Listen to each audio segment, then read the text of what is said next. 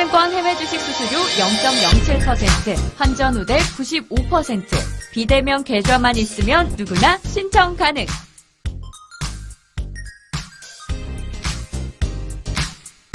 원금 손실 발생 시 투자자 귀속에 유의하세요.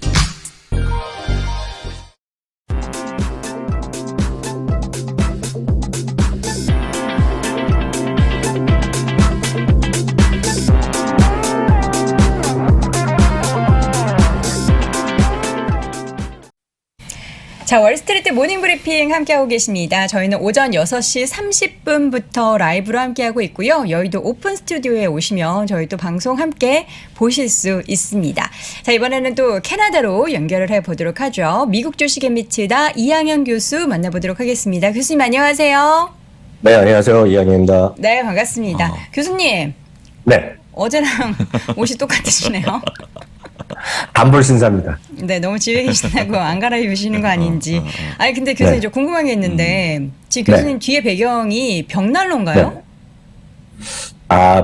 미국은 그 해외에는 벽난로, 진짜 벽난로도 있지만, 네. 벽난로 모습에 가스로 많이 합니다, 가스. 가스 아니면 전기로 하는, 여기 가스로 하는, 전기로 하는 거죠, 저희 있는 곳은. 네, 어쨌든 좀 네. 캐나다라서 그런지 또 저런 그렇습니다. 것도 있고 느낌이 있습니다. 이국적입니다, 되게. 그렇죠, 이국적이죠, 캐나다니까요.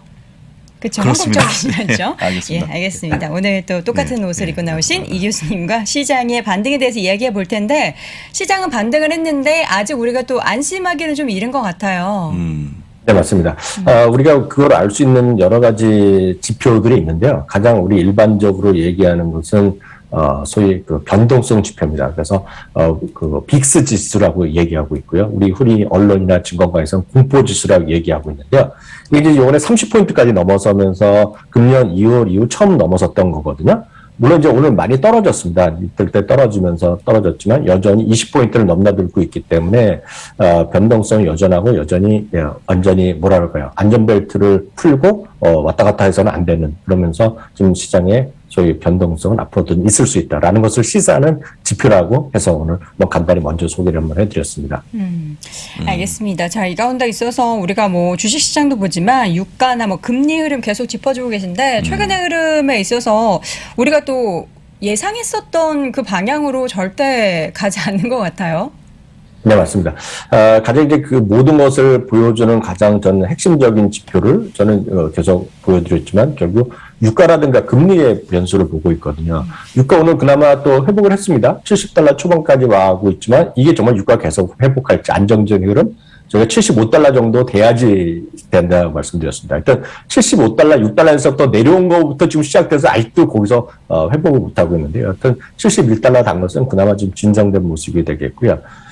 금리가 올라가는 것을 썩 좋아야 되는지 나빠야 될지 다들 입장이 다르겠지만 지금 주시장 측면에서 보면 금리가 좀 올라가는 게 맞거든요. 그런데도 불구하고 내년에 기준금리 세 차례인데도 불구하고 인상이 전망됨에도 불구하고 재미없었는데요. 오늘 그나마 10년물 금리가 조금 좀 올라가는 그런 모습을 보여줬고요. 굳이 오늘 하나 더 요인을 말씀드린다면 이제 어제도 얘기 많이 했지만 BBB죠. 미국 재건 법률 법안이 지금 좀 무산되고 내년으로 넘어간다고 얘기를 하고 있는데요. 그럼 민주당 상원의원과 이제 일요일 날 전격적으로 또 통화를 했고 월요일 날도 계속 우리식으로 얘기하면 이제 협의를 하는 것으로 알려지고 있고 앞으로 협상 여지가 있다는 것이 알려지면서 그나마 좀 희망의 좀 씨앗을 봤다라는 정도도 시장에서 좀 긍정적인 요인으로 작용한 오늘 하루가 되겠고요. 특징적으로 보면 딱 기억나는 것이 아마 어제죠. 어저께 24시간 전에 나왔던 나이키랑 마이크론 테크놀로지인데요. 사실 마이크론 테크놀로지는 큰 전 개인적인 관심이 없고 여하튼 나이키가 오늘 나름 그 반등에 좀 성공을 했고요. 물론 월가에서 투자 의견이 많이 바뀐 건 없습니다. 왜냐하면 월가는 당의 휴가라고 보시면 되겠습니다. 그래서 어떤 일이 나오더라도 투자 의견이 바뀌고 뭐 올라오는 거 없습니다. 오히려 나이키는 목표 주가가 좀 한 두 군데서 조금 내렸을 겁니다. 매수견이지만요. 여하튼 나이키 정도 반등한 것이 있겠고요. 또 하나 특징은 역시 가장 극명하게 최근에 여행에 관한 수요, 내년에 경기 리오프닝에 관한 수요를 보여주는 것이 저는 사실 부킹홀딩스라고 보고 있거든요. 왜냐하면 부킹홀딩스가 11월 초에 불과 한 40일 전에 보면 이게 사상 최고가를 갔던 주식인데 이게 주가가 무슨 2~3주 훅 떨어졌었거든요. 그래서 반등도 제일 빠를 수밖에 없습니다. 그래서 많은 분들이 변동성이 회복되기 위한 지표는 우리 유가도 보여야 되겠지만 종목으로 보면 이제 관심이 있건 없으신 간에 부킹홀딩즈를 보시면 아마 시장의 극명한 소위 롤러코스터 같은 흐름을 확인하실 수 있을 것 같아서 말씀드렸고요. 여전히 쉐브론이라든가 델타항공 이런 항공주라든가 에너지 관련주도 좀 움직였지만 좀 반등하거나 어제에서 이틀째 안정을 보여주었지만 실제로 보면 앞서 말씀드렸던 부킹홀딩스가 가장 극명한 주식이다. 대표성이 있다라고 이해하시면 되겠습니다. 네. 그 다음 종목으로는 지금 CVX 헬스도 가지고 오셨는데 이 종목은 최근에 엄청 많이 올랐다가 지금 좀 조정을 보이고 있어요. 네, 맞습니다. 말씀드렸던 쉐브론이라든가 델타항공인데요.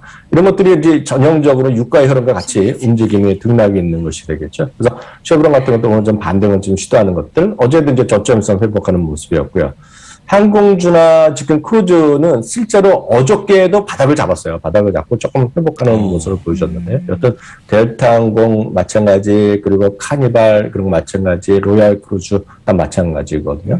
사실 이제 크루즈만 말씀드리면 실제로 이제 북미나 이런 쪽 유럽에서 워낙 크루즈를 많이 하는데 실제 보니까 그 TV나 이런 데서 뉴스를 봤는데 그러니까 내년도에 크루즈가 잘 안 팔리고 있지 않습니까 아직까지요. 그러니까 거의 거저준다 할 정도로 막 세일하고 있더라고요. 그래서 저도 지금 해볼까 하면 고민 중인데 여하튼 크루즈 이런 것들이 여전히 지금 시장에서 아주 재미없었잖아요. 금년 2월에 고점이고 다 최저점을 갔었는데 이런 것들을 가장 여러분들 보실 수 있는 거는 다시 말씀드리죠. 부킹홀딩스를 하나 관심 화면에 넣어두시면 시장의 방향성을 좀 예측하는 데 도움이 되실 것 같습니다. 네, CVX를 CVS 헬스라고 잘못 이해하고 그렇습니다. 있는 여도는 더 공부하도록 하겠고요. 자, 내년에도 과연 초대형 성장주들이 또 선전을 할 것인가 이 부분에 대해서 오늘 또 준비해 주셨는데 어떨까요? 좀 올라야 되잖아요. 사실 많이 이제 가지고 계시니까. 이거 전체 포트의 거의 절반입니다. 그쵸. 올라가야 되는데 시장에도 그렇고 지금 이제 이어질까 하시니까 혹시 안 이어진다고 보시는 겁니까, 교수님? 이제 올라가야 하는 건가요? 많이 시장은 가지고. 네, 그렇습니다. 네, 시장은 아무도 모르죠. 다만 드릴 수 있는 말씀은 일단 정리부터 해야 될 것 같습니다. 오늘 이 자료는 도이치방크에서 만든 건데 이들이 말하는 초대형이요. 메가캡 그로스 테크 주식이라는 걸 분류했는데 여기에를 마이크로소프트, 애플, 그리고 엔비디아, 그리고 비자, 마스터카드, 어도비, 테슬라까지를 포함한 거를 얘네가 먼저 좀 정했다고 말씀드리고 싶고요.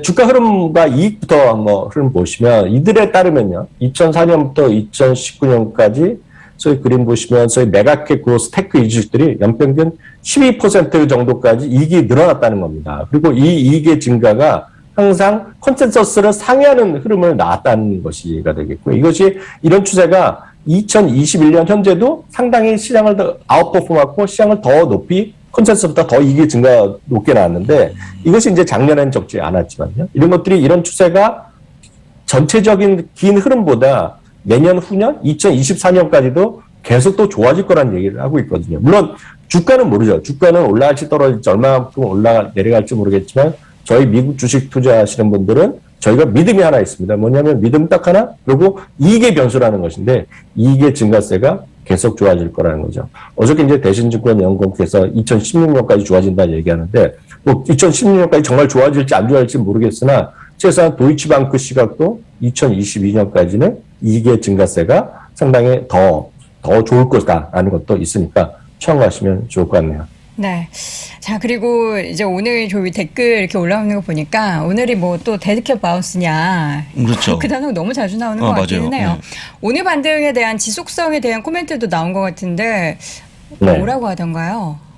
네, 그 의견 자체는 이런 거죠. 100% 지금 뭐 자신을 갖고 이런 거는 전 잘 없다고 보고 있고, 그게 쉽지 않다고 보고 있습니다. 왜? 그 모든 것을 보여주는 것이 첫 번째 나왔던 공포지수요. 거기서 모든 것이 설명이 가능하다고 보고 있습니다. 다만, 지금의 지난 3일 동안의 하락, 그리고 지난 12월 초 이후에 좀 부진했던 모습은 한마디로 여러 가지 이유가 복잡해라는 거죠. 네이션와이드의 수석 투자 전략가도 이런 얘기를 하는 겁니다. 소위 BBB 법안에 통과 어려움이 있고, 공급망 이슈도 지속되고, 오미크론 등 여러 가지가 있는데 여전히 지금은 과잉 대응을 하고 있다는 얘기죠. 그래서 매수 기회로 삼아야 된다는 얘기하고 있고요. 그랜아이티에도 비슷한 얘기를 하고 있습니다. 이런 오미크론 확산과 영향에 대한 불확실성으로 시장이 한마디로 단기 과매도, 오버솔드 돼 있다는 거거든요. 과매도 국면에 있기 때문에 이런 시장에서는 경험적으로 기회를 찾는 것이 승부처였다는 얘기를 하고 있다는 것도 참고하시면 좋겠고요. 말이 나온 김에요. 2022년 이제 시장 전망이 뭐 거의 다 이제 마지막 막바지 국면입니다. 지금 증권사나 IB에서 톱니가 발표했습니다. 톱니도 2022년 시장을 전망을 발표했는데요. 이 부분 좀 소개해드리겠습니다. 이분도 생각보다는 눈높이가 아주 높지 않다는 것이 핵심이 되겠고요. 끝까지 들어보시면 이분도 거의 똑같은 얘기를 하고 있는 것이 하나 있을 겁니다. 큰 틀에서 보면 내년 시장은 금년보다 약간 위험할 거라는 얘기를 하고 있습니다. 그러면서 다만 그렇지만 상승세는 이어질 거라는 얘기하고 있고요. 내년의 목표 지수는 5,100을 지금 얘기를 하고 있는데요. 상반기에는 롤러코스터와 같고 상반기에는 지수가 마이너스도 가능하다는 얘기를 하고 있습니다. 그렇지만 하반기를 중심으로 10에서 15% 올라갈 거라는 얘기하고 있는데 이 10에서 15%가 하반기가 강하다는 것은 이제 골드만삭스도 이렇게 이 정도 얘기를 하고 있고요. JP모건은 오히려 상반기에 좋다는 얘기를 하고 있으니까 약간 다르지만 여하튼 내년도 좋다는 얘기를 하고 있겠고요. 특히 단기적으로 최근에 이런 조정을 보이고 있지 않습니까? 이런 조정 국면은 생각보다 빨리 끝날 것이라는 얘기하고 있고요. 구체적으로 어제였죠. 하루 전에 있었던 그런 마지막 어저께 미국 시간 월요일 날의 하락이 이분은 바닥이다 얘기를 하고 있습니다. 그래서 지금은 산타랠리가 있다는 얘기를 또 하는 것 같겠고요. 다만 내년에는 이제 중간 선거도 있고 내년에도 여전히 코로나19라든가 공급망 이슈가 여전히 변수로 남아있을 거라는 얘기를 하고 있습니다. 다만 이제부터 주목하셔야 될 것이 토픽 3개를 얘기하고 있습니다. 토픽 섹터를 3개 얘기하고 있는데 3개 중에 2개는 똑같습니다. 뭐냐면 에너지가 여전히 탑픽에 들어가 있고요. 에너지 섹터. 그러니까 에너지 섹터는 일부는 진짜 공급망 이슈가 있다는 겁니다. 수요가 많은 데 비해서 공급이 한 3, 4년 동안 해결이 안 될 거라는 얘기하면서 에너지를 여전히 탑픽으로 얘기하고 있고요.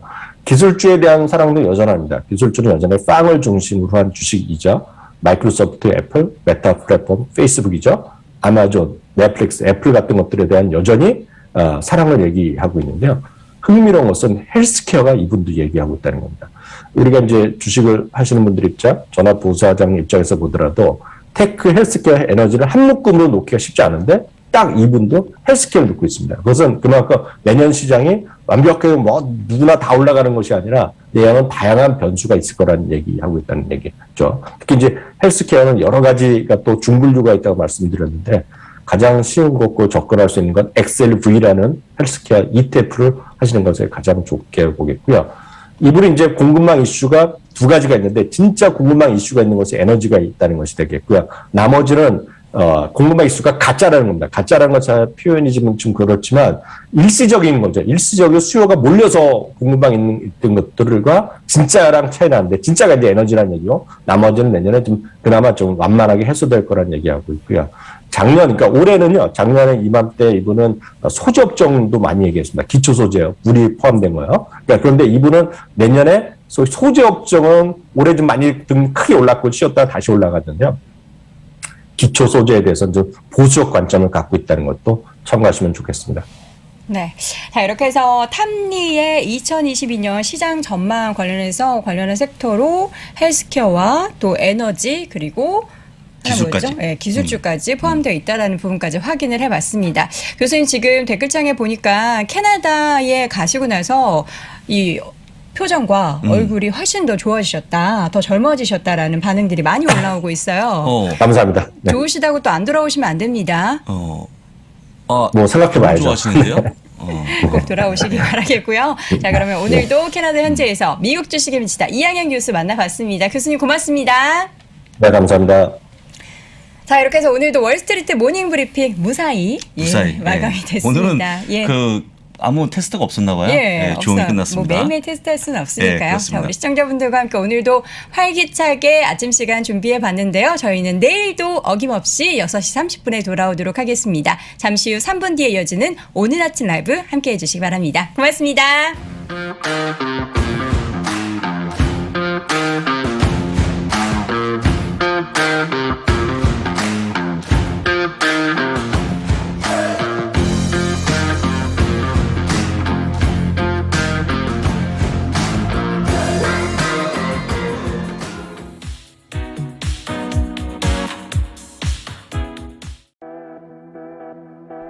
테슬라 주식 100주를 가지고 추가로 150주를 매수할 수 있는 방법은?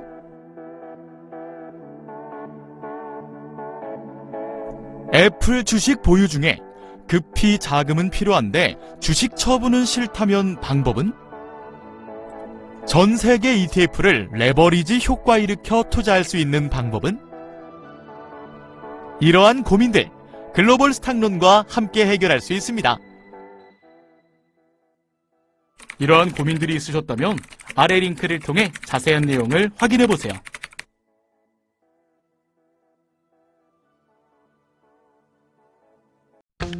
아직도 미국 주식 투자 망설이고 있습니까? 이 미국 주식 좋은 건 알겠는데 아직도 망설이는 당신을 위해 미국 주식 분야 최장수 베스트셀러 미국 주식이 답이다 개정판이 출간됐습니다. 코로나19 이후 달라진 시장 트렌드, 2020년 이후의 유망 종목, 또 테마별 추천 ETF까지 한 권에 모두 담아냈습니다. 글로벌 투자의 중심으로 당신을 이끌어줄 미국 주식이 답이다 개정판 강의와 함께 보시면 더욱 좋습니다. 지금 전국 서점과 온라인에서 만나보세요.